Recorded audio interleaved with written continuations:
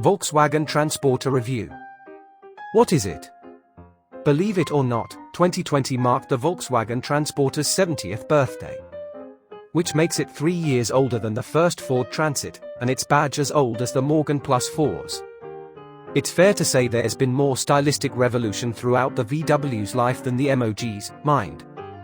Though if you specify ply lining in your van's hindquarters, almost as much would. What generation is the Transporter on now then? The van you see here is the T6.1 in-panel van form, making it the updated version of the 6th generation Transporter. The T1 and T2 are the round headlamp van that underpins the classic camper van, a T2 being the second best known vehicle in Back to the Future, while the T3 was a properly wedgy 80s design. T4 onwards has been much more of an evolutionary journey looks-wise, though, and more perfectly aligned with the company's slightly conservative approach to car restyling.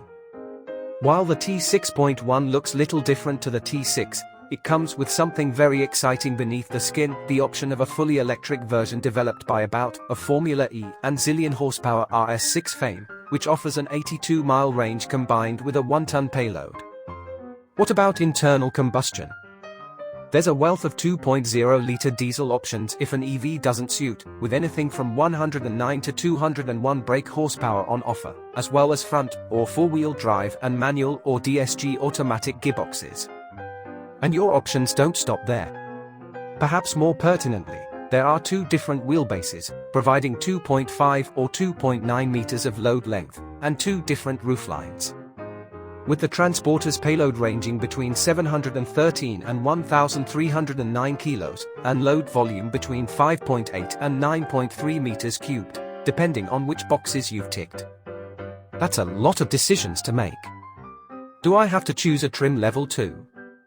There are 3 trim lines, the proper white paint N, black bumper start line, kicking off at a smidge over £34,000, and the posher Highline, starting at £38,000, that feels more closely related to the Caravelle People Carrier and California campervan we're more familiar with from Planet Car. The third? That's the factory body-kitted Sportline, complete with fancy alloy wheels, EBISH lowering springs, a proper spoiler and much more kit besides.